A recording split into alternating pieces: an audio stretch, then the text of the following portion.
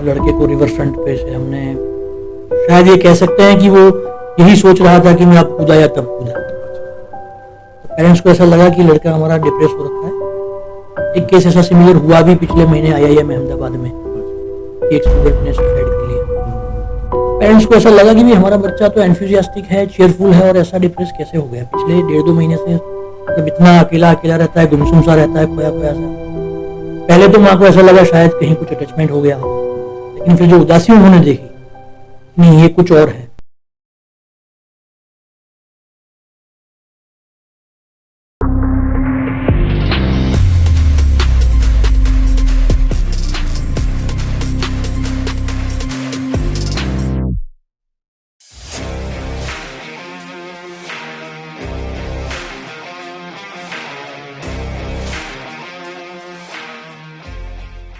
Hello and welcome friends.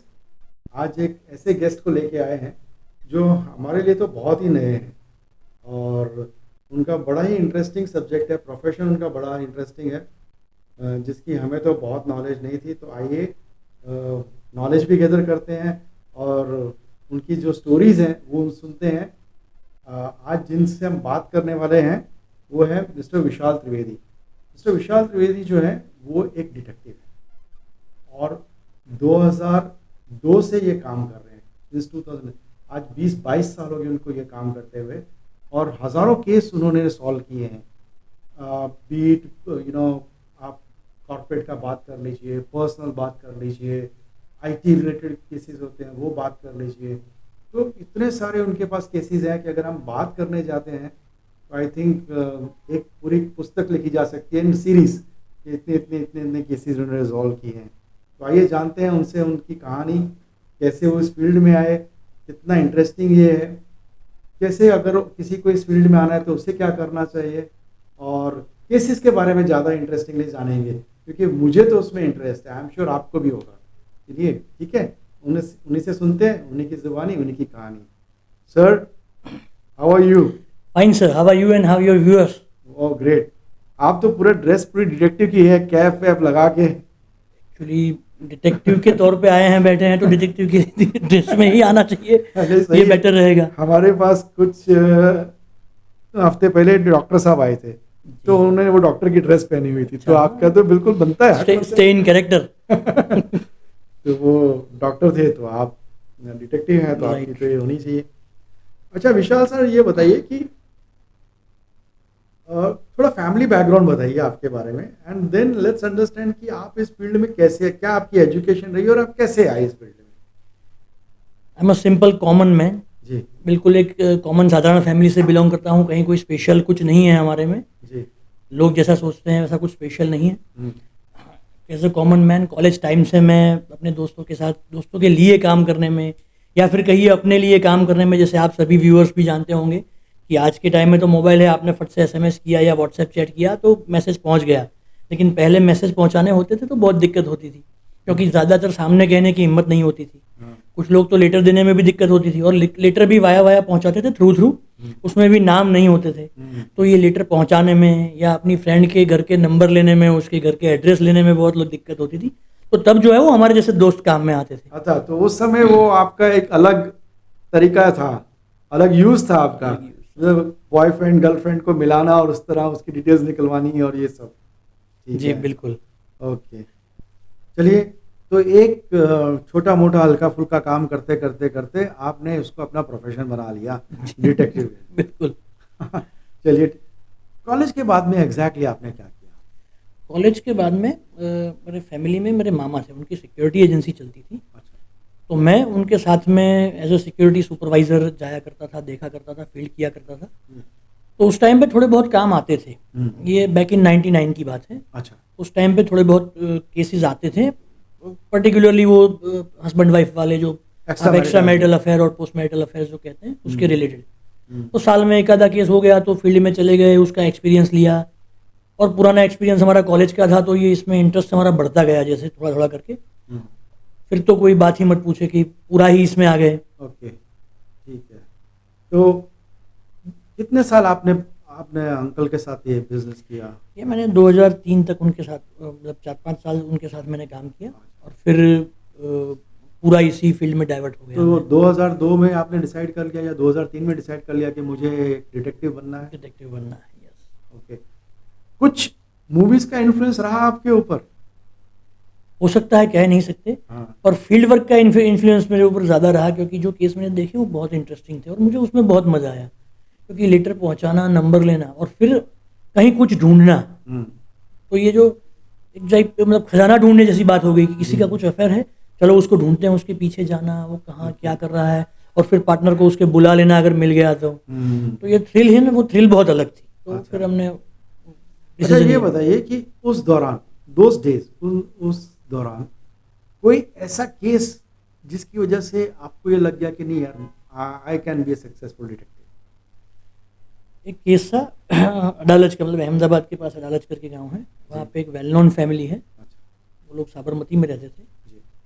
और lady को ऐसा डाउट हुआ कि मेरे हस्बैंड ये हर रोज़ अडालज क्यों जाते हैं, मतलब हर रोज़ गांव क्यों जाते हैं। तो 99-2000 की बात कर रहे हैं? हाँ, 2002-3। अच्छा। ये 12-15 किलोमीटर है। ऑफिस इनका घर यहाँ पे है। इन्होंने कुछ शॉप और ऑफिस भी साबरमती में थी। घर पे पेरेंट्स रहते थे, हफ्ते में 2 बार 3 बार ऑब्वियसली जाना चाहिए पेरेंट्स को मिलने के लिए, लेकिन ये हर रोज़ अपने गांव क्यों जाते हैं, मतलब 12-14 किलोमीटर हर रोज़ बंदा क्यों जाता है। उस टाइम पे अहमदाबाद इतना डेवलप नहीं था जी। तो 6-8 महीना तो उनको कुछ कैजुअली उन्होंने ले लिया कि हाँ भाई कुछ होगा जाते होंगे। फिर उनको कुछ डाउट लगा कि वैसे भी लेडीज़ की, गर्ल्स की जो सिक्स सेंस होती है वो पावरफुल होती है। फिर उनको ऐसा लगा कि मेरा कन्हैया जो है शायद कहीं राज कर रहा होगा, तो देखो क्या कर रहा है। अच्छा। उन्होंने मामा जी का कांटेक्ट किया और फिर उनके पीछे मैं खुद गया था। पहले बंदे जाते थे, फिर मैं खुद गया था। अच्छा। और मैंने उन्हें रेड हैंडेड पकड़ा था SG हाईवे एक होटल से। तो मैडम को वहाँ पे बुला लिया गया था। फिर तो उनका भी इशू है, वो क्या करना है क्या नहीं। लेकिन तब से मुझे पता लगा कि हाँ, मुझे ये लाइट क्लियर हुई कि मैं ये फुल प्लेस में यही बिजनेस फुल टाइम कर सकता हूँ। अच्छा। तब से फिर मैंने ये, तो फिर मामा जी को आपने क्या कहा? मामा जी का काम वैसे उस टाइम बंद हो गया था, उन्होंने बंद कर दिया 3 में, और 15 में उनकी डेथ भी हो गई मामा जी की। तो फिर मैंने अपने हिसाब से धीरे धीरे करके अपना काम स्टार्ट किया। स्टार्ट करने के बाद में पहला केस? स्टार्ट करने के बाद में पहला केस, उस टाइम ज़्यादातर केसेस एक्स्ट्रा मैरिटल अफेयर के ही होते थे। तो एक्स्ट्रा मैरिटल अफेयर का ही एक केस था जो नवरंगपुरा से बिलोंग करता था। सर की फैक्ट्री थी, मेरे सब्जेक्ट जो थे उनकी फैक्ट्री थी वटवा GIDC में। सर वहाँ जाते थे, फैक्ट्री से गायब हो जाते थे। मैडम 3-4 बार खुद फैक्ट्री पे गई, सर नहीं मिले। सर की गाड़ी फैक्ट्री पे खड़ी है लेकिन सर नहीं है। तब उन्होंने हमें हायर किया। सर की फैक्ट्री के 3 गेट थे। तीसरा गेट था वो सिंगल पर्टिकुलर गेट था कि किसी को मालूम, शायद स्टाफ में से भी बहुत सारे लोगों को मालूम नहीं था कि यहाँ गेट भी है। तो सर वहाँ से निकलते थे और फिर ऑटो लेके कहीं और चले जाते थे। तो उनको हमने कैप्चर किया था। कैच करके फिर मैडम को बताया था कि भाई ये घर में जाते हैं किसी के, अंदर तो ऑब्वियसली हम जा नहीं सकते। तो फिर मैडम ने डोर नॉक करके पुलिस बुलाई थी और वो इशू हुआ था काफ़ी उनका, उन दोनों के बीच में। लेकिन फिर रेप्यूटेड फैमिली थी तो वो अंदर अंदर उनका कुछ सेटलमेंट हो गया होगा। लेकिन ये बहुत मतलब फैसिनेटिंग केस था मेरे लिए। अच्छा। तो ये ऐसा बिल्कुल आप मान के चलें कि सबसे पहला ही केस और तीसरे या चौथे दिन ही उसको बोलते हैं कि अप्रत्याशित सफलता। तो वो ज़्यादा मज़ा आया उसमें। अच्छा। फिर तो करते गए, अब तो काउंट ही भूल गए। करेक्ट। ठीक है। अच्छा, ये बताइए कि आप लोगों का कोई सिस्टमेटिक ट्रेनिंग होती है डिटेक्टिव की? कोई गवर्नमेंट का कोई कोर्स होता है, कोई सिस्टमेटिक ट्रेनिंग होती है? डिटेक्टिव या इन्वेस्टिगेटर जो होता है, इन्वेस्टिगेशन के बहुत सारे पार्ट होते हैं। अच्छा। उस पार्ट में होता है साइबर इन्वेस्टिगेशन, फॉरेंसिक में फिंगरप्रिंट है, सिग्नेचर, हैंडराइटिंग एनालिसिस है। तो ये सारा जो होता है उसके तो ट्रेनिंग, फिजिकल ट्रेनिंग होती है, गवर्नमेंट के सर्टिफाइड कोर्सेज होते हैं। अच्छा। और फिजिकल शेडोइंग और या सर्वेलेंस का जो आप बोलते हैं उसकी कोई फिजिकल मतलब गवर्नमेंट कोर्सेज नहीं होते। उसकी हमारे यहाँ से फिजिकल ट्रेनिंग दी जाती है। 1.5 से 2 महीने का कोर्स होता है। बंदा कितना जल्दी ग्रास्प या कैच कर पाता है, कितने जल्दी सीख पाता है अपनी स्किल, उस हिसाब से उसके कोर्स होते हैं। या गवर्नमेंट के सर्टिफाइड सिर्फ 2 कोर्स होते हैं, फॉरेंसिक का और साइबर का। ओके, ठीक है। So Vishal ji, what is the most common reason for clients approach you for a background checks? Background check में कुछ इंडिकेशन होते हैं। हस्बैंड वाइफ को उसके बिहेवियर, दोनों पार्टनर्स हो सकते हैं, वाइफ भी हो सकती है, हस्बैंड भी हो सकते हैं, उनको अपने पार्टनर के बिहेवियर में कुछ चेंज दिखे, फिर वो हमारा अप्रोच करते हैं और फिर उसके बेस पे हम लोग हमारी इन्वेस्टिगेशन आगे। ये तो हो गया पर्सनल। फैमिली हो गया, पर्सनल हो गया, क्या बिजनेस में, कॉर्पोरेट्स में इस तरह के बैकग्राउंड चेक्स भी आप करते हैं? बिल्कुल, कॉर्पोरेट और बिजनेस में ये होता है कि फॉर एन एग्जांपल जी। आपका बड़ा सा लैब है, आप फार्मा कंपनी चलाते हैं, बहुत बड़ा लैब है आपका। आपने सालों का रिसर्च डाला हुआ है, एफर्ट डाला हुआ है, बहुत सारे साइंटिस्ट और डॉक्टर्स की मेहनत है और किसी चीज़ का आपने फॉर्मुलेशन तैयार किया है। जी। और जब आप फॉर्मूला तैयार करके उसको लॉन्च करने वाले होते हैं, उससे पहले वो फॉर्मूला आपकी राइवल कंपनी लॉन्च कर देती है। ऐसे केसेस होते हैं। तो फॉर्मूला थेफ्ट हुआ, मटेरियल थेफ्ट होता है, डेटा थेफ्ट होता है ओके। और एम्प्लॉय इश्यूज भी होते हैं। तो उस तरह के केसेस में बाय रेफरेंस लोग कंपनीज या कॉर्पोरेट्स हमारा कांटेक्ट करते हैं। ओके। किसी कोई ऐसे भी केसेस आते हैं जहाँ पे कंपनी को हेड सिलेक्ट करना है और उसका बैकग्राउंड चेक करना है सिलेक्ट करने से पहले या फाइनलाइज करने से पहले? ये आते हैं क्योंकि एक सर्टेन लेवल के ऊपर अगर आप कोई एम्प्लॉय रख रहे हैं तो जिसके ऊपर कंपनी का बहुत सारा लोड रहेगा और कंपनी की भी बहुत सारी आशाएं उस एम्प्लॉय से रहेगी। जी। तो पहले वो कहाँ काम कर चुके हैं, उन्होंने अपने सीवी में, रेज्यूमे में उन्होंने लिखा ही होगा। जी। लेकिन वो उन्होंने जो रीज़न दिखाए हैं वो जेन्युइन है ही नहीं है। उन्होंने जो कहा है कि उनका एजुकेशन ये है, तो एजुकेशन इंस्टीट्यूट से पता चल जाता है।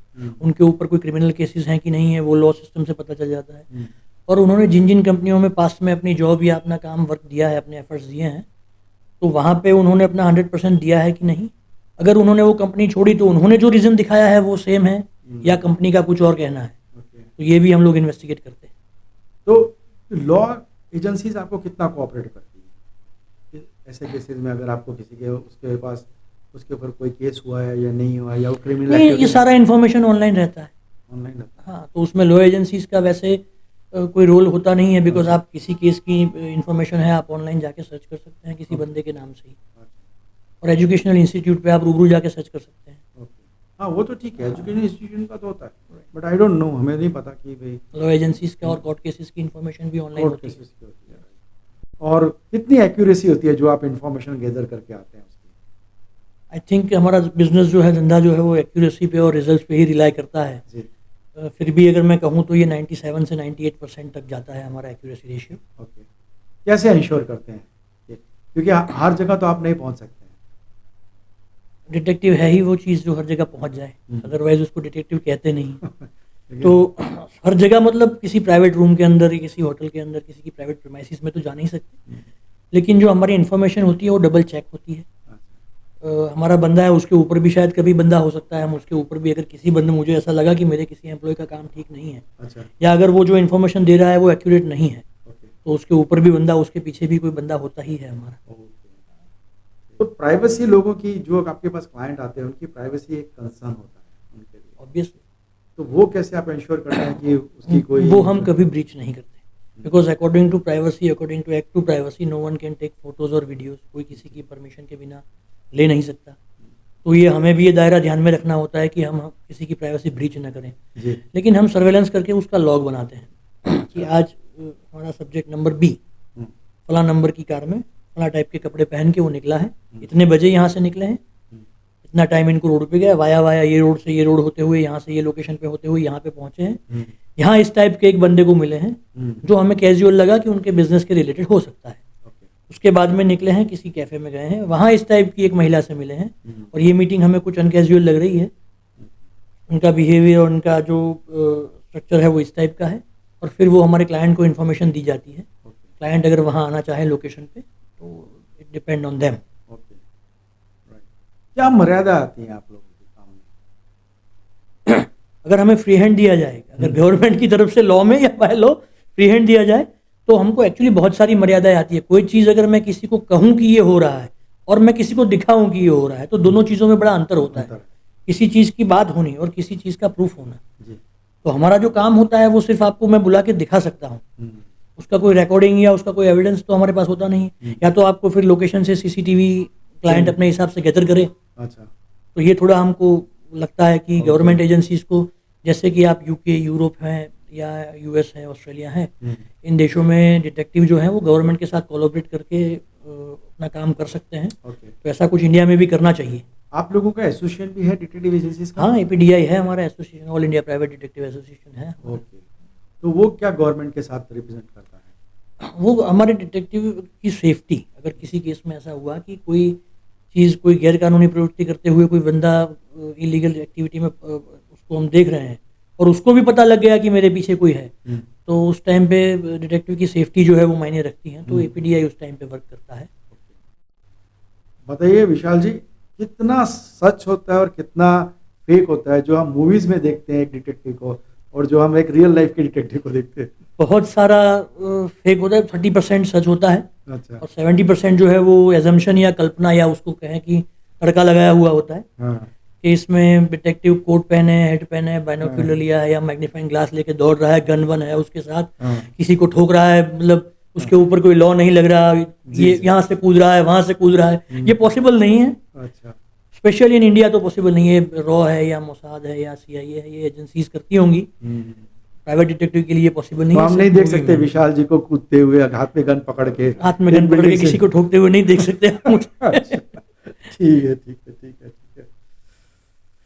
अच्छा, ये बताइए कि बहुत सारे मिथ्स हैं, शायद आप ही उसके ऊपर लाइट रोशनी कर सकते हैं कि क्या क्या मिथ्स है एक डिटेक्टिव के लिए। लेकिन एक चीज़ मेरे को आपसे ये जानना है, एक मिथ मैं जो आपसे बात करना चाहता हूँ कि डिटेक्टिव की फीस बहुत ज़्यादा होती है, कम से कम 20-25 लाख रुपए या 50 लाख रुपए। नहीं नहीं नहीं नहीं, बिल्कुल गलत अवधारणा है ये कि डिटेक्टिव लाखों में या करोड़ों में कमाते हैं, करोड़ों में फीस लेते हैं, लाखों में फीस लेते हैं। इट डिपेंड ऑन मैटर, और ये मिनिमम 3-3.5 हज़ार से काम स्टार्ट होता है। मतलब कोई बोल दे कि लाखों रुपए फीस होती है तो ये बेमानी होगा, इतना कुछ होता नहीं है कहीं पे। बट ये फीस हो गया, चलो एक फीस हो गया, फिर out of the pocket expenses भी आप लोगों के होते हैं, वो फीस में होते हैं कि वो अलग से होते हैं? कुछ चीज़ें अलग होती हैं सब। फॉर एन एग्जांपल की मान लीजिए हमारा सब्जेक्ट यहाँ से चला गया गोवा, तो हमारे जो बाय रोड या बाय फ्लाइट जो जाता है वो टिकट के एक्सपेंसेस होते हैं, वहाँ पे एकोमोडेशन, फूड ये ऑब्वियसली देना होता है, तो वो क्लाइंट के ऊपर रहता है। अच्छा, और क्या क्या मिथ्स है आप बताइए। अब यही जो सबसे पहले तो लोगों को ये लगता है कि डिटेक्टिव ये करते हैं, डिटेक्टिव वो करते हैं, वो नहीं होता। दूसरी बात, डिटेक्टिव का रोल जो ये है वो एक सीमित दायरे में होता है और उसके द्वारा गैदर किए गए या आपको दिखाए गए एविडेंस आपको आपके हिसाब से, आपके लॉयर के और लॉ के हिसाब से उसको फॉलो करना होता है। डिटेक्टिव कोई जैसे सुपर बंदा है, जैसे सुपरमैन हो गया या कोई सुपर हीरो हो गया, ऐसा कोई बंदा नहीं है। तो ऐसी कोई बात नहीं है कि आप कॉमन मैन से अलग हैं। डिटेक्टिव ऐसा कोई अलग नहीं है, नॉर्मल है। टेक्नोलॉजी का रोल आजकल कितना हो गया आप लोगों के बिजनेस में? बहुत ज़्यादा, सबसे ज़्यादा मेरे ख्याल से पुलिस और इन्वेस्टिगेटिंग एजेंसी के साथ हमारा रोल, हमारा भी उतना ही हमारे यहाँ ये जो है मायने रखते हैं। गैजेट्स वगैरह और टेक्नोलॉजी है, आईटी है, ये सब हमारे में मायने इतना ही रखता है। तो आपके पास भी ये सारी टीम होती है जो गैजेट्स को स्कैन कर सकती है, यूज़ कर सकती है? बिल्कुल। और कुछ चीज़ें होती है जो नेक्स्ट लेवल होती है, उसके लिए हम बाहर से एथिकल हैकर वगैरह भी बुलवाते हैं। अच्छा। मान लीजिए साइबर क्राइम रिलेटेड कुछ है और क्लाइंट है वो पुलिस में या किसी एजेंसी में नहीं जाना चाहता, जैसे कि ये बीच में ये माल फंक्शन वगैरह आया था, रैंसमवेयर वगैरह आया था जी। उस टाइम पे हमने 1-2 कंपनीज का काम किया था कि उनका डेटा रिट्राइव करके रिकवर करके उनको दिया था। Okay, right. तो आप लोगों आपके काम में, मैं आप लोगों के नहीं, आपके काम में कभी ऐसा हुआ कि आपको इस सिलसिले में अब्रॉड जाना पड़ा? काफ़ी बार। काफ़ी बार। They are classified. I am sure they are classified. I will, मैं क्लाइंट का नाम नहीं पूछ रहा ना, मैं आपको इंसिडेंट पूछ रहा हूँ। पर ये भी आपके उस रोल में आता है कि आप क्लाइंट को फॉलो करते करते शायद ओवरसीज भी चले जाओ। स्टेट तो ऑब्वियसली चेंज होते हैं, रूटीन भी। हाँ, रूटीन केसेस में भी स्टेट तो हमारे चेंज होते रहते हैं कि गुजरात से महाराष्ट्र चले गए, राजस्थान या एमपी चले गए, यहाँ से उज्जैन जा रहे हैं दर्शन करने के बहाने और देखा तो भाई साहब गोवा पहुँच रहे हैं, ये होता है। तो क्या आपका एसोसिएशन एक दूसरे के काम में हेल्पफुल होता है? किसी सिटीज़ में अगर हमारी टीम नहीं है, मान लीजिए मुंबई में मेरी होम टीम है, सूरत में होम टीम है, दिल्ली में होम टीम है, लेकिन हैदराबाद में नहीं है, तो हमारे एसोसिएशन में से जो बंदा है वहाँ का एजेंट, हम उसको कांटेक्ट करके उसके थ्रू आगे बढ़ते हैं। बहुत और दूसरे भी बहुत सारे तरीक़ों से हमारी एसोसिएशन जो है वो हेल्पफुल होती है। क्योंकि ज़्यादातर लोग एब्डक्शन के केसेस में आप लोगों की हेल्प लेते होंगे? ज़्यादातर केसेस जैसे मैंने कहा कि एक्स्ट्रामैरिटल, फिर है कॉर्पोरेट इंडस्ट्रियल, और अभी पिछले 7-8 सालों में ड्रग एडिक्शन के केस, और वो भी चाइल्ड, छोटे छोटे बच्चे। वो थोड़ा सीरियस मैटर, मतलब इसमें थ्रिल अफेयर वाले में या फिर कॉर्पोरेट इंडस्ट्रियल काम में, थेफ्ट में, मटेरियल थेफ्ट में थ्रिल होता है। इसमें थ्रिल नहीं होता, इसमें जैसे सैडनेस जैसा हो जाता है करेक्ट। कि भाई 12, 14, 15, 16 साल का बच्चा जो है और वो ड्रग का शिकार है और उसको उस तरफ डाइवर्ट किया जा रहा है जानबूझ के, तो ये थोड़ा कैसे आप हैंडल करते हैं इस तरह के केसेस को? थोड़ा इमोशनल हो जाता है हमारे लिए, बिकॉज हमने देखा कि कोई पेरेंट्स अपने बच्चे के बिहेवियर से चिंतित हुए हैं, उन्हें लगा कि भाई मेरा बच्चा शायद उसका बिहेवियर अचानक से एग्रेसिव और डिप्रेस और मतलब वियर्ड हो गया है, जो पहले ऐसा नहीं था। 2 महीने 3 महीने पहले तक तो बिल्कुल नॉर्मल था और अभी अचानक से बिल्कुल जो है वो ऐसा लगता है कि जैसे हमारा बच्चा ही नहीं है। तब वो हमारा कांटेक्ट करते हैं। अच्छा। फिर जब इन्वेस्टिगेट करते टाइम हमको ये पता लगता है, ये हैबिचुअल होता है, 2-3 दिन में ही पता लग जाता है कि हाँ ये कुछ ले रहे हैं। और ये बात उनके पेरेंट को कैसे बताएं, ये मेरा नेक्स्ट सवाल था कि कैसे बताते हैं आप उनको? ये बताने में हमको 12-14 दिन लगते हैं। अच्छा, 3 दिन पता करने में और बताने में हाँ, 12-14 क्योंकि एक बार में हम कंफर्म नहीं हो सकते कि ये क्या ले रहा है, क्या ले रहा है। ये पता है कि कुछ ले रहा है, क्योंकि लेने के बाद में उसका बिहेवियर, बॉडी लैंग्वेज चेंज हो गई। फिर वो 2-3 बार फिर उससे भी क्या लिया, कहाँ से लिया, कौन सी चीज़ ली, मटेरियल क्या है, किन लोगों के साथ में ले रहा है, उसके यहाँ पहुँचा कौन रहा है। तो ये सारी इन्वेस्टिगेट हम पूरा ही डिप इसको डिग करते हैं। फिर पार्शियली थोड़ा थोड़ा करके 2 या 3 मीटिंग में उनके पेरेंट को बताते हैं कि भी आपका बच्चा इस चीज़ का शिकार है, उसके ये दोस्त हैं और ये उसको इस तरफ धकेल रहे हैं। तो फिर अब 2 लोग रह गए, एक जो ड्रग पेडलर है शायद उसका इन्वॉल्वमेंट और उसके फ्रेंड्स का इन्वॉल्वमेंट। इनके केस में आप कितना इन्वॉल्व? ये जो 14 दिन लगते हैं ना, उसमें एक पार्ट ये भी रह जाता है कि फिर पेरेंट्स को इन्फॉर्म करने से पहले हम वो जो पेडलर रहते हैं उनकी सारी इन्फॉर्मेशन गैदर करके फिर वो इन्वेस्टिगेटिंग एजेंसीज को दीजिए, गवर्नमेंट एजेंसीज को पहुंचा दी जाती है कि ये बंदा है, ये ड्रग पेडलर है, यहाँ से ये कुछ ला रहा है और ये इस तरह से बच्चों को एडिक्ट बना रहा है। ओके, तो उस केस में आप गवर्नमेंट एजेंसीज आपका हेल्प ले लेती है? मतलब डिमांड नहीं करती, लेकिन हम अपने हिसाब से एज अ सोशल कॉज हमारे फर्ज के तौर पे हम पहुंचा देते हैं। ओके। और ये जो पेशेंट है, जो बच्चा है जिसको ये होता है, जिसको ये प्रॉब्लम हुई है, उसको फिर रिहेबिलिटेशन में? हाँ, वो पेरेंट्स उसके डॉक्टर के पास में और फिर वहाँ से रिहैब में उसको जाके रिहैब में लेके जाने से पहले उसके ऊपर भी पुलिस केस होता है या नहीं होता? बच्चे के ऊपर शिकार है, उसके ऊपर पुलिस केस तो क्या ही, मतलब उसकी एक एप्लीकेशन वगैरह पुलिस देती है। अच्छा। या तो फिर पेरेंट्स सीधे ही, मतलब उसका नाम नहीं आता और पेरेंट्स सीधे सीधे डॉक्टर के पास ही चले जाते हैं। केस वगैरह जो होते हैं वो पेडलर के ऊपर, डीलर के ऊपर होते हैं। लेकिन पेडलर बता देता है कि मैंने इनको दिया है, तो फिर तो फिर तो फिर उनको बच्चे को तंग करते हैं? नहीं, पुलिस स्टेशन में जवाब लिखवाने तो जाना ही होता है। वो चाइल्ड है, लेकिन उसको कहाँ से लिया, किससे लिया, कब लिया, सबसे पहले तो ये उसको देना रहता है। अच्छा, या एविडेंस चाहिए ना? अच्छा, हमने बड़ा सुना है कि डिटेक्टिव्स अंडर कवर एजेंट होते हैं, राइट? क्या आपने कभी अंडर कवर एजेंट तरीके काम किया है? 2-3 बार किया है। अच्छा, कैसा एक्सपीरियंस रहता है? मतलब एक अलग ही लेवल है उसका। मैं बताऊंगा पूरा केस, लेकिन आप वो जो करेगा ना उसी को पता रहेगा। लेकिन थोड़ा बता दीजिए, हमारे भी रोंगटे खड़े हो जाएंगे। एक्चुअली ये मैंने मुंबई में एक केस किया था। एक फैक्ट्री थी, बहुत बढ़िया, बड़ी वाली नामी फैक्ट्री है, और वो एक मटेरियल केमिकल का उनका बिजनेस है। तो एक मटेरियल इंपोर्ट करते हैं, वो केमिकल होता है, वो 30-40,000 रुपीज़ पर लीटर होता है, और हर महीने वो 3-4 टन लेके प्रोसेस करके उसमें से कुछ प्रोडक्ट्स वगैरह बनाते हैं जी। अब एक टाइम पे 2-3 बार हर 2 महीने 3 महीने बाद ऐसा हुआ कि उनके यहाँ से 60-70-80 लीटर मटेरियल जो है वो गायब। तो ये ऐसा मटेरियल नहीं है कि जो वेपर हो गया या बह गया या उड़ गया, क्योंकि उसका प्रोपोर्शनल इस तरह लेना होता है कि वो पर्टिकुलर एमएल में ही लेके काम कर सकते हैं। तो 60-70 लीटर 100 लीटर मतलब बहुत बड़ी अमाउंट हो गई। तो उन्होंने हमारा अप्रोच किया, हमने वहाँ पे 6 बंदे डाले, उसमें मैं खुद ऑफिस स्टाफ के तौर पे मैं 1.5 महीना उस कंपनी में रहा। अच्छा। शायद 2 महीना।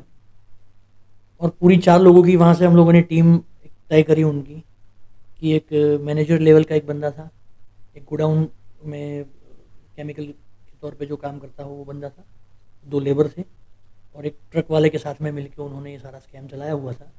किसको बेचते थे, कहाँ बेचते थे, पेमेंट कैसे आता था। उनके साथ में बैठ के हमारे लोगों ने, उन्हीं लोगों के साथ में बैठ के पार्टी शार्टी करके और उन्हीं के मुंह से सारा सब कुछ निकलवा लिया कि क्या कैसे क्या हुआ, सब कुछ। ये बहुत मज़ेदार बात थी। एक सिमिलर केस ऐसा है, यहाँ अहमदाबाद का था। अच्छा। बड़ा नामी शोरूम है साड़ीज़ और ड्रेस मटेरियल्स के। अहमदाबाद में उनके बहुत सारे 8-10 शोरूम होंगे मेरे ख्याल से। ओके और यहाँ सैटेलाइट में उनका एक 4-5 मंजिला हाउस है पूरा। ओके तो उनके यहाँ से ऐसा होता था कि ये जो डिज़ाइनर मतलब साड़ीज़ वगैरह होती हैं बहुत महंगी महंगी होती हैं, प्रसाधन के सामान जो, तो उन्होंने किसी डिज़ाइनर से कुछ साड़ियाँ तैयार करवाई। वो प्रिंट होके उनके यहाँ से जब मार्केट में उनका डिस्प्ले में वो आनी थी, उससे पहले सामने वाली कंपनी ने लॉन्च कर दिया, कॉम्पिटिटर ने। जी वो भी इक्वली उनके जैसे ही बड़े लोग, बड़ा ग्रुप था। तो ये 2 बार 3 बार 4 बार, ये फ्रिक्वेंटली 6 महीने में 3-4 बार हुआ।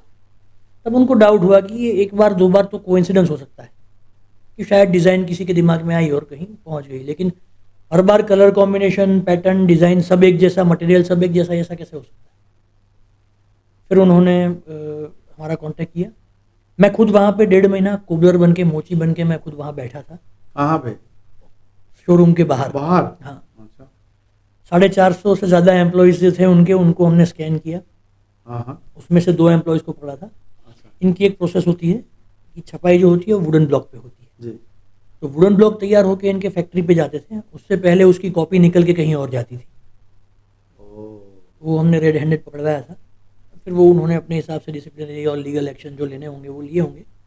ओके तो आपका काम यही खत्म हो जाता है ये कि हमारा काम एविडेंस एविडेंस दे के आप खत्म कर देते हैं राइट बस। Right. So your job is just to bring it to evidence किसी की मैटर में, हाँ, किसी की मैटर में इंटरफेरेंस करना वो हमारा काम नहीं है। ओके सो उसके बाद में लीगल और स्यूडो लीगल वगैरह वो उनका काम हाँ, है। वो उनका ही है। आपका काम सिर्फ एविडेंस देकर वहीं पे आप स्टॉप कर हम जाते हैं। वहीं स्टॉप कर जाते हैं। कहीं ऐसा भी होता है जी कॉर्पोरेट केसेस में कि लीगल में हमें जाना पड़ता है, जैसे? क्योंकि हमने जो एविडेंस लिए हैं, हाँ जी कलेक्ट किए हैं, कंपनी को दिए हैं, कंपनी ने वो कोर्ट में पुट किए हैं। तो ये किसने लिए हैं, किस तरह लिए हैं, कब लिए हैं, और ये कोर्ट में जिसको बोलते हैं कि जुबानी देने के लिए जाना पड़ता है। तो गए हैं हम लोग। ओके कितना रिस्की होता है ये अंडर कवर का काम करना? इसकी थोड़ा होता है, और इसको बोलते हैं कि एक्साइटिंग ज़्यादा होता है। हाँ तो तब बंदूक बंदूक लेके घूमते हैं कि नहीं? ये तो मैंने बोला ना, एजम्पशन है। एजम्पशन है, बंदूक लेके घूमते। हाँ, अपनी सिक्योरिटी के लिए छोटा मोटा डंडा वंडा रख लेते हैं बाजू में। बाकी सिक्योर जिसको बोलते हैं कि बंदूक लेके घूमना, ये तो सिर्फ कल्पना है पूरी। अच्छा ऐसा है। तो हर डिटेक्टिव एजेंसी या डिटेक्टिव के पास बंदूक नहीं होती? पूरी कल्पना है। फिल्म वालों ने बहुत तड़का, जेम्स बॉन्ड देख लिया किसी ने या शेरलॉक होम्स देख लिया, तड़का वड़का लगा के। फॉरेन में होता है, इंडिया में अभी इस लेवल के लिए बहुत टाइम बाकी है। अभी बहुत देर के बाद शायद हो सकता है, 8-10 साल के बाद हो।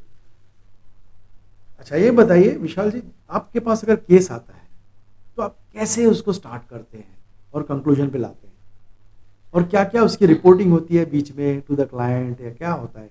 ये सारा प्रोसेस होता है। ये प्रोसेस आप पूछ रहे हैं जी हमारा। जी जी तो प्रोसेस में ये होता है कि सबसे पहले या तो रेफरेंस से, या तो सोशल मीडिया से, या किसी बातों बातों में किसी से, या कहीं सर्च करके क्लाइंट जो है हमारा कांटेक्ट करते हैं। तो हम सबसे पहले उनके साथ 1-2 सेशन कंसल्टेशन के होते हैं। कंसल्टिंग करके हम उनसे पूछते हैं कि भाई आपको ऐसा क्यों लग रहा है, भाई मेरा कन्हैया राज कर रहा है, या मेरी राजा कहीं और जा रही है, किसी और के साथ में गरबा कर रही है, आपको ऐसा क्यों लगा, किस हिसाब से लगा। तो उसके कुछ सिम्टम्स होते हैं। तो जब वो आते हैं तो पूरा डिस्कशन होता है, और फिर हम लोग पॉइंट आउट करते हैं कि हाँ ये बात हुई, इसमें ये जो 4 बातें हैं, 4 पॉइंट जो हैं, ये डाउट करने वाली बात है, ये कुछ शंकास्पद हैं। फिर इसके ऊपर हमारा एक पैकेज तय होता है कि भाई 15 दिन 20 दिन इसके ऊपर शेडो करा जाएगा, इसकी एक्टिविटी का लॉग लिया जाएगा, और जगह जगह अगर कुछ ऐसा लगा कि सस्पिशियस है तो आपको फ़ोन करके वहाँ बुलाया जाएगा। फीस तय होती है, उसके बाद में फिर वर्क स्टार्ट होता है। तो आपने ये तो मैं समझ गया कि भाई ये एक ऐसा है जिसमें आपकी फीस होती है। ड्रग पेडलिंग के केस में आपकी कितनी फीस होती है? वही जो मैंने कहा कि 3500 से स्टार्ट होकर उसकी टाइमिंग कितना ड्यूरेशन, कितना लंबा खींचता है, कितनी देर तक, मतलब दिन में 16 घंटा, 18 घंटा, 20 घंटा, कितने टाइम वो बाहर रहता है, और कितने दिन चलता है, उसके ऊपर में होता है। कभी ऐसा कोई केस आपके पास आता है जहाँ पे पेरेंट्स आपको आके बोलते हैं कि हमें लगता है कि हम एग्ज़ाम आ रही है उसकी फाइनल ईयर की या 12th स्टैंडर्ड की, तो बच्चा हमारा बड़ा डिस्ट्रेस लग रहा है, और शायद हो सकता है कि वो कोई गलत कदम ना उठा ले। जस्ट अभी 4-5 दिन पहले ये इसी टाइप का एक केस किया, सॉर्ट आउट किया, और लड़के को रिवर फ्रंट पे से हमने, शायद ये कह सकते हैं कि वो यही सोच रहा था कि मैं अब कूदा या तब कूदा। तो पेरेंट्स को ऐसा लगा कि लड़का हमारा डिप्रेस हो रखा है। एक केस ऐसा सिमिलर हुआ भी पिछले महीने IIM अहमदाबाद में कि एक स्टूडेंट ने सुसाइड कर लिया। तो पेरेंट्स को ऐसा लगा कि भाई हमारा बच्चा तो एंथुसियास्टिक है, चेयरफुल है, और ऐसा डिप्रेस कैसे हो गया। पिछले 1.5-2 महीने से मतलब इतना अकेला अकेला रहता है, गुमसुम सा रहता है, खोया खोया सा। पहले तो माँ को ऐसा लगा शायद कहीं कुछ अटैचमेंट हो गया होगा, लेकिन फिर जो उदासी उन्होंने देखी, नहीं ये कुछ और है, उन्होंने हमारा कांटेक्ट किया। हमने वो बच्चे को शैडो किया। 3 बार वो रिवर फ्रंट पे गया है, 1 बार 2 बार बाहर से वापस आया, देख के इधर उधर घूम के वापस आया। तीसरी बार जाके वो नीचे बैठा था रात को 9-9:30 बजे, और ये बंद करने का टाइम होता है अमूमन 10 बजे के आसपास रिवर फ्रंट के गेट बंद हो जाते हैं और ज़्यादातर लोगों का एंट्री नहीं होती है, गार्ड्स होते हैं वहाँ। नीचे पब्लिक बहुत कम होती है, और वो इस तरह बैठा था, और हमने ये पाया कि वो जैसे उसकी उदासी हम तक भी पहुँच रही थी। उसके पेरेंट्स को तुरंत बुलाया। हमने बोला ये कहीं शायद ये सोच रहा है कि मैं कुछ करूँगा। पेरेंट्स को हमने बुलाया। पेरेंट्स उसके वहाँ पहुँचे, जैसे वो बच्चा फूट फूट कर रोने लगा। तो ये हमने तब कंफर्म हो गया कि हाँ ये जो है ये कुछ अलग करने वाला था। तो by the grace of God आज ये बच गया। बहुत मुश्किल हो जाता है, बहुत मुश्किल हो जाता है, पेरेंट्स के लिए बहुत ज़्यादा मुश्किल। वही पेरेंट्स के लिए आई एम श्योर आपको तो बहुत दुआ मिली होगी इस पे, क्योंकि एक जान बच गई। एक जान बच गई, माँ बाप की जो दुआ, फैमिली बची, जान बची, और माँ बाप की जो ब्लेसिंग्स मिले ना, that is million time more than fees. आप अपने आप को, अपनी एजेंसी को, जो आपकी एजेंसी है JV detective agencies and consultants, उसको दूसरी डिटेक्टिव एजेंसी से कैसे डिफर करें? इसमें मेरे काम, मैं बोलूँ अगर कुछ, उससे अच्छा है मेरा काम बोले। क्योंकि कई बार ऐसा हुआ है कि लोग दूसरी एजेंसी से काम करवा के पछता के मेरे पास आए हैं, अपना एक्सपीरियंस बताया है कि भाई मैं किसी का नाम नहीं लूँगा, किसी को ब्लेम नहीं करूँगा, किसी को बदनाम करने की ये ज़रूरत भी नहीं है, कि हम फला एजेंसी के पास गए थे, हम उसके पास गए थे, हमने काम करवाया, उसने इतना पेमेंट ले लिया, ये हुआ वो हुआ, और हमारा काम नहीं हुआ।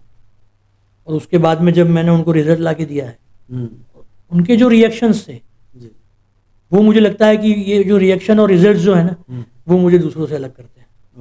मेरा जो पैशन है वर्क के लिए, मैं जिस लेवल तक डिग करता हूँ, वो मुझे अलग करते हैं दूसरों से। कैसे आप उस सिचुएशन को हैंडल करते हैं जो बड़ी सेंसिटिव होती है, जो शायद पूरे फैमिली को बिखेर के रखते हैं? इसके बारे में केस मैं इंक्लूड करके डिस्कशन करना चाहूँगा जी। 2-1 साल पहले की बात है। मेरे क्लाइंट थे, NRI हैं दोनों। कंपनी ने इंडिया में ऑफिस करी, तो उनको बताया कि भाई आप इंडियन हो, यहाँ अच्छा काम कर रहे हो, आप वहाँ जाओ, अपना ऑफिस इंडिया में संभालो। यहाँ आने के बाद में सर को ऐसा लगा कि मैडम के रंग ढंग कुछ बदले हुए हैं, बिहेवियर चेंज है, सारा दिन फ़ोन पे रहती है, काम में ध्यान नहीं है, जैसे मैंने कहा कि इंडिकेशन और सिम्टम्स होते हैं। तो उन्होंने कोई सॉफ्टवेयर लेके फ़ोन में डाला होगा, तो उनको चैट मिल गए। बाद में उन्होंने हमारा कांटेक्ट किया कि भाई चैट तो है मेरे पास, डेफिनेटली ये किसी को फिजिकली मिलती भी होंगी। तो उन्होंने हमारा कांटेक्ट किया, 1 महीना हमने शेडो किया, 5 बार मैडम किसी को मिली थी, उसमें 2 बार एक प्राइवेट प्लेस था। हमने सारा उनको दिखा के, बुला के, लोकेशन पे बुला के सारा बता दिया कि देखो ये लोकेशन है, यहाँ पे जाते हैं, यहाँ पे ये है। लेकिन वो अब इंडियन सिटीज़न नहीं थे, तो उनका जो डिवोर्स केस था वो US में चलना था, तो वहाँ के लॉ के हिसाब से चलना था। भाई साहब ने हमसे गाइडेंस ली है कि भाई मेरा US का लॉ ये कहता है कि मुझे इनकी एडल्ट्री लिटरली प्रूव करनी होगी, अदरवाइज़ मेरा वहाँ के एक बहुत बड़े सिटी में, मतलब सबसे बड़े सिटी में, बहुत पोश एरिया में बहुत बड़ा अपार्टमेंट है जो उसकी INR में वैल्यू करोड़ों में जाती है। अगर मैं प्रूव नहीं कर पाया तो मुझे वो उसको देना होगा, और मेरे बच्चों की कस्टडी भी उसके पास जाएगी। तो any how what ever it cost, और मैं कुछ भी करूँ, मुझे कुछ भी करना पड़े मैं करूँगा, लेकिन आप मुझे गाइड करें कि इसमें क्या करना है। उन्होंने 5-6 टाइप के डिवाइसेस, गैजेट्स वगैरह गैदर किए। उस घर की चाबी बनवा कर उन्होंने वहाँ कैमरे लगाए हैं, और सारा जो कहता है मूवी टाइप के सारे ही एविडेंस उन्होंने कलेक्ट करे, US की कोर्ट में उन्होंने पेश किए, और उसके बेस पे उनका डिवोर्स हुआ। आज प्रॉपर्टी भी उनके पास है, उनके बच्चे भी उनके पास है। तो ये लॉ, जैसे मैंने कहा कि फैमिली को इफेक्ट करता है, फैमिली ब्रेक हुई, तो वैसे जनरल केसेस में ऐसा होता है कि ये गिल्टफुली होना चाहिए, हमें ऐसा लगना चाहिए कि हमारी वजह से परिवार टूटा, लेकिन ये हमारी वजह से नहीं टूटा। आपका जो पार्टनर है अगर आपको डिच कर रहा है, आपके साथ गलत कर रहा है, तो ये उसकी गलती की वजह से टूटा है। Theory of Karma hits you. अगर सस्पेक्ट डिटरमिन्ड हो कि आपको कुछ भी नहीं बताना चाहता, फिर आप कैसे हैंडल करेंगे? सस्पेक्ट हमारा इंट्रोगेशन का काम तो है ही नहीं, अच्छा, आपका इंट्रोगेशन इंट्रोगेशन नहीं है, ओके, तो हम सस्पेक्ट की जो एक्टिविटी है वही ले सकते हैं, उसको एविडेंस के तौर या पे collect उसी को एविडेंस के तौर पे कलेक्ट कर सकते हैं। कई सस्पेक्ट होते हैं, बहुत शार्प होते हैं, बहुत स्मार्ट होते हैं कि वो कुछ मतलब स्कैम बोल लें या अफेयर्स बोल लें, एक्स्ट्रा मैरिटल अफेयर्स बोल लें, सालों साल चलाते रहते हैं और किसी को पता नहीं लगता, ठीक है। बुरा भी लगता है। इतना सारा काम करने के बाद आज अगर आप पीछे मुड़ के देखते हैं तो आपको क्या लगता है? I have no word to subscribe, मतलब ये चीज़ दिखाने के लिए कोई वर्ड ही नहीं है, क्योंकि जो जर्नी मैंने की है शायद मेरी फील्ड में भी किसी ने इतनी इंटरेस्टिंग, इतनी फैसिनेटिंग और इतनी शानदार जर्नी शायद किसी ने की हो, शायद किसी ने की हो। बहुत ही मतलब सिंपली फैंटास्टिक उसको बोल सकते हैं एक वर्ड में। आप बड़े भावुक हो गए, इमोशनल हो गए। मैं जहाँ पहुँचा हूँ वहाँ पहुँचने की कल्पना उस टाइम पे मैंने की नहीं थी, और आज से देखता हूँ, अगर आज मैं जहाँ हूँ वहाँ खड़ा होकर अगर मैं पीछे देखूँ तो मुझे नहीं लगता कि जिस टाइम पे जिस जगह मैं था उस लेवल का बंदा अपनी खुद की मेहनत पे यहाँ पे पहुँच सकता है। आई डोंट थिंक सो, मतलब इतना मुश्किल है, पहुँच तो सकता, अगर मेहनत करे तो क्या नहीं होता, सब कुछ हो सकता है, लेकिन फिर भी बहुत मुश्किल है। ठीक है, एक डिटेक्टिव बनने के लिए क्या क्या काबिलियत चाहिए? डिटेक्टिव बनने के लिए सबसे पहले तो पैशन चाहिए। जी।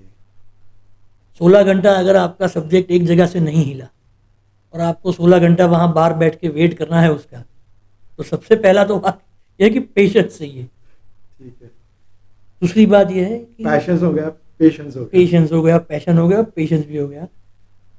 दूसरा यह है कि आपकी स्किल होनी चाहिए, आपका उसमें इंटरेस्ट होना चाहिए, दिलो जान से किसी चीज़ में कूद पड़ो।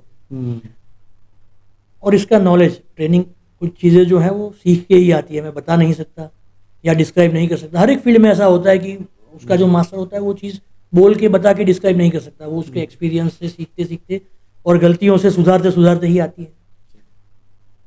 तो जैसे कि हमारे फील्ड में मैंने कहा कि किसी को शैडो करना है, तो आप कैसे शैडो करेंगे कि आप उसकी नज़र में नहीं आएंगे? तो अगर आप उसको नज़दीक से शैडो कर रहे हैं तो डेफिनेटली उसकी नज़र में आना है, तो वो अलर्ट हो जाएगा। या तो फिर दाव उल्टा हो गया, आप ही जर लिए गए, ऐसा हो गया। या कैसे शैडो करेंगे कि कितने दूर रहें और वो आपकी नज़रों से ओझल ना हो जाए, आपका सब्जेक्ट गायब हो गया। ट्रैफिक में जा रहे हैं, कोई 4 रास्ता सिग्नल पे आप खड़े रहे हैं, आपका सब्जेक्ट आगे है, आप इतने दूर हैं कि आपको दिख नहीं रहा, फिर आगे जाके आपने देखा कि वो तो गायब, कहाँ ढूंढेंगे? दूसरा, मान लो कि आप किसी पब्लिक प्लेस में गए हैं, मॉल में गए हैं, मूवी में गए हैं, शॉपिंग, रेस्टोरेंट, कैफे, गार्डन, कहीं भी गए हैं, सब्जेक्ट के आसपास ही आप घूम रहे हैं, आप अपना काम कर रहे हैं, सब्जेक्ट आपको देख भी रहा है लेकिन उसको पता नहीं लगे कि आप डिटेक्टिव हैं या आप उसी को देख रहे हैं, तो ये भी सारे जो हैं ट्रेनिंग वगैरह होता है। ओके, आपकी स्पेशल सर्विसेज में क्या क्या आता है? We are master for extra marital affairs, post marital investigation, forensic, pre marital and investigation, pre marital investigation. पिछले 6-7 सालों में ओके, इसका भी है। बोथ ग्रूम एंड ग्रूम दोनों की तरफ से आप दोनों ही करते हैं। अच्छा, एक्स्ट्रा मैरिटल अफेयर में जैसे आपने कहा कि यू स्पेशलाइज इन दैट, ठीक है ना, कितनी झिझक होती होगी दोनों पात्र में से किसी एक को आपके पास आने में, और कैसे हम आपके पास आते हैं? मैन जो है वो मार्केट में घूमता फिरता बंदा है, बोल्ड है, अर्निंग कर रहा है, स्ट्रांग है, मेंटली स्ट्रांग है, फिजिकली स्ट्रांग है, वो ज़्यादा झिझक नहीं करेगा।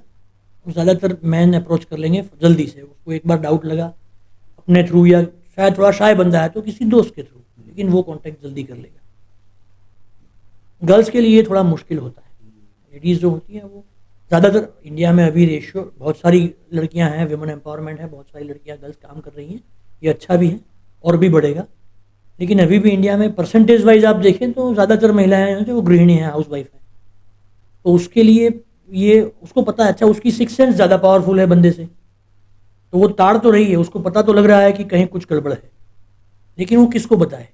ससुराल में किसी को बताएगी तो निगलेक्ट करेंगे, या अरे तू पागल है, सोच रही है ये वो गलत है, ऐसा जैसा, या फिर उसको पता भी लग गया कि किसी ने इंकरेज भी किया कि हाँ ऐसा हो सकता है, और फिर उसको डिटेक्टिव को अप्रोच करना है तो वो कैसे करेगी? तो वो थोड़ा ट्रिकी है। तो आप कैसे कॉन्फिडेंशियलिटी मेंटेन करते हैं? वो आपके पास आ नहीं सकती, आप वहाँ जा नहीं सकते, कैसे होता नहीं, है? फिर भी फिर एक लेवल होता है कि पानी जब नाक से ऊपर चला जाता है तो तब उनको आना ही पड़ता है। तब वो आना पड़ता है। हमारा एक एनडीए होता है, नॉन डिस्क्लोजर एग्रीमेंट, जी। कि हमने जो डेटा कलेक्ट किया है, जो इन्फॉर्मेशन गैदर की है, वो हम सिर्फ हमारे क्लाइंट को या हमारे क्लाइंट के कहने पे गवर्नमेंट इन्वेस्टिगेशन एजेंसी या कोर्ट को प्रेजेंट करेंगे। मतलब या तो पुलिस को किसी इसमें चाहिए, या तो कोर्ट में एज एन एविडेंस वो प्रूव कर रखना चाहते हैं, तो या तो मेरा क्लाइंट या पुलिस या कोर्ट, इसके अलावा ये चीज़ किसी और के पास नहीं जाती। आपके प्रोफेशन में जब आप सामने आ जाते हो एक एविडेंस क्लियर कलेक्ट करके, कितनी थ्रेट्स मिलती है? कभी कभी मिलती, अच्छा। कभी कभी मतलब जब वाइफ ने बता दिया या हस्बैंड ने बता दिया तब सगे वाले सही होते हैं। और आजकल इंडिया जो है वो थोड़ा असहिष्णु देश भी हो चला है लोगों के हिसाब से, कि हर एक गली का दादा अलग होता है, तो थ्रेट्स आते हैं कभी कभी, फिर आप कैसे मैनेज करते वो हैंडल कर लेते हैं, वो that is a secret. Okay, वो प्रोफेशनल सीक्रेट है। Professional secret. ठीक है, ठीक है, ठीक है। चलिए सर, बड़ा इंटरेस्टिंग लगा आपसे काफ़ी सारे केसेस जाने।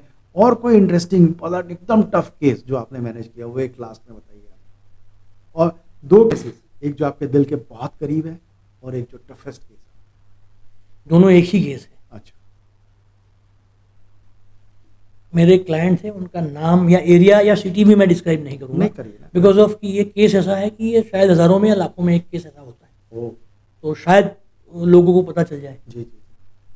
तो उनकी वाइफ किसी बीमारी के दौरान एक्सपायर हो गई थी। उन्होंने मैरिज करे सोशल मीडिया थ्रू, या वो आजकल जो एप्लीकेशन होती हैं शादी.com, ये वो, और रेफरेंस थ्रू कहीं से अपने हिसाब से उन्होंने निकाला होगा। 4-6 बार मिले, उनको अच्छा लगा कि हाँ हमारा ट्यूनिंग बनेगा और हम साथ में रहेंगे। शादी करने के 6 महीने में वो लेडी ने इनके पास मकान की डिमांड करी, उनके साथ रहते हुए, और इतने प्यार से लपेट के मकान अपने नाम पे करवाया, मतलब अपना नाम अंदर मकान में डलवाया। फिर उन्होंने उनके अकाउंट में अपना नाम ज्वाइंट करवाया। उनकी गांव में प्रॉपर्टी थी, वहाँ पे करवाने की प्रोसेस चल रही थी। और ये डाउट तब हुआ, उनके फैमिली मेम्बर्स को डाउट हुआ कि भाई ये लेडी को आए 6-8 महीने 10 महीने हुए, साल भर तो हुआ नहीं है, इसको मकान में हो सकता है, चलो जिसके साथ लाइफ गुजारनी है आपको, उसके साथ पार्टनरशिप, लाइफ पार्टनर है तो वो प्रॉपर्टी में पार्टनर होगा। तो इसको प्रॉपर्टी चाहिए, इसको मकान में चाहिए, इसको अकाउंट में चाहिए, पैसे चाहिए, इसको घर की जो खेत की मतलब जॉइंट फैमिली की प्रॉपर्टी है उसमें भी इसको हिस्सा चाहिए। मतलब इसका इश्यू क्या है? हमने उस लेडी के पीछे 3-3.5 महीने मेहनत करी। उन लेडी ने किसी और स्टेट में एक और मकान था, उसके बच्चे, उसका हस्बैंड, सारा ही वहाँ था, और ये दोहरी लाइफ यहाँ जी रही थी सिर्फ और सिर्फ पैसों के लिए। वो हमने जब रिवील किया तो बंदे को इतना शौक लगा है हमारे क्लाइंट को कि उसके लिए, जैसे कह सकते हैं, असहनीय बात हो गई। चलिए सर, विशाल त्रिवेदी जी अपने आप को आज से 15-20 साल बाद कहाँ देख? शायद जैसे मैंने कहा कि यूरोपियन कंट्रीज़ में, वेस्टर्न कंट्रीज़ में, फॉरेन में गवर्नमेंट एजेंसीज डिटेक्टिव के साथ में कोलैबोरेट करती हैं, तो मैं अपने को उस लेवल पे देखता हूँ कि शायद आज से 10 साल बाद या 15 साल बाद गवर्नमेंट हमारे साथ में कोलैबोरेशन करे और हम गवर्नमेंट के लिए वर्क कर रहे हैं। What about your family? आपके फैमिली में कौन कौन है?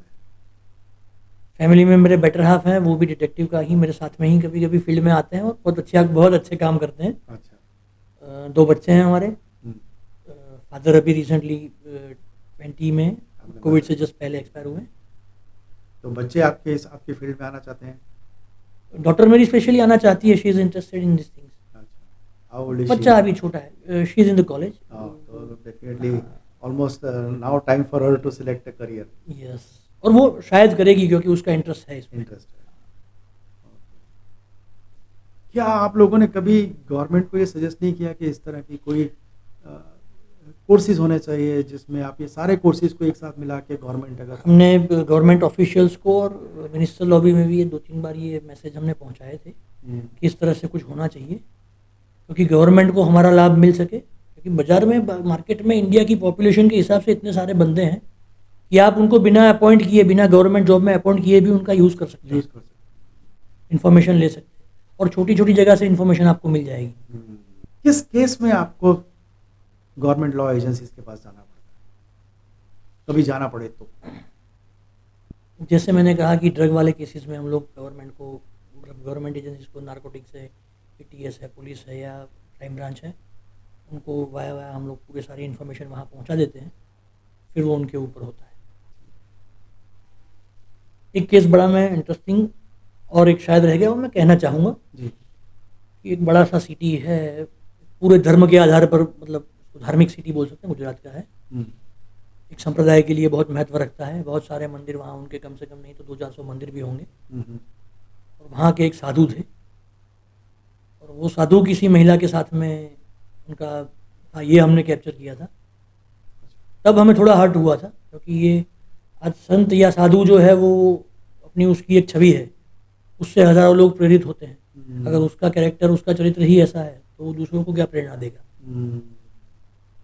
तब आप काफ़ी, तब थोड़ा हम हर्ट होते हैं। ऐसी चीज़ें हर एक फील्ड में, पुलिस के फील्ड में भी ऐसा होता है, या आप चाहे किसी कॉर्पोरेट में चले जाओ, किसी कंपनी में चले जाओ, हर जगह कुछ ना कुछ तो ऐसा होता है। ठीक है सर, हम अपने पॉडकास्ट के एंड में आ रहे हैं। धीरे धीरे सफ़र लंबा तय किया आप लोग, बड़ा इंटरेस्टिंग है, हमें तो टाइम ही नहीं पता चला कि आपके साथ इतना टाइम बीत गया। 2-3 चीज़ें रह गई हैं जो आपसे करवाएंगे। एक तो हम आपसे ना एक प्रॉमिस एक्सट्रैक्ट करना चाहते हैं। हम चाहते हैं कि आप एक एंटरप्रेन्योर भी हो, क्योंकि आप एजेंसी का, ये आप जो काम कर रहे हैं वो आपका बिजनेस भी है। हम चाहते हैं कि अगर कोई आपको अप्रोच करे तो 1 या 2 बंदों को आप अपने विंग्स के नीचे लेके उनको बिजनेस में कैसे आगे बढ़ सकते हैं गाइड कीजिए।